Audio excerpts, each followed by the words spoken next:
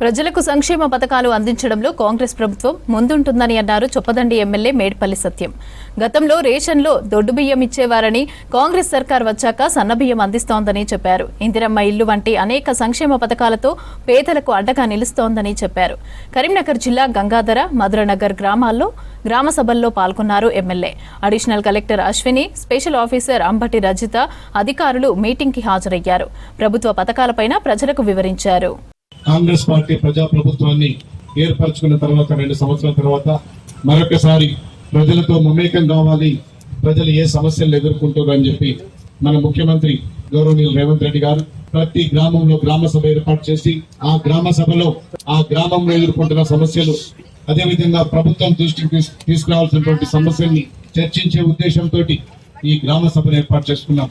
ఈ 2 సంవత్సరాల కాలంలో ఈ రాష్ట్రం గత ప్రభుత్వం లక్షల కోట్ల అప్పు చేసినప్పటికీ అభివృద్ధిలో గాని సంక్షేమంలో గాని ఎక్కడ కూడా వెనుకకు పోకుండా అన్ని రకాలుగా అభివృద్ధి చేస్తున్నాం.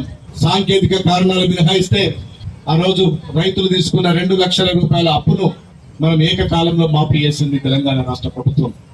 అంతేకాదు గత ప్రభుత్వం, గత ముఖ్యమంత్రి వరేసుకుంటే ఉరేసుకున్నట్టు మీరు వరేసుకోకూరని చెప్పింది.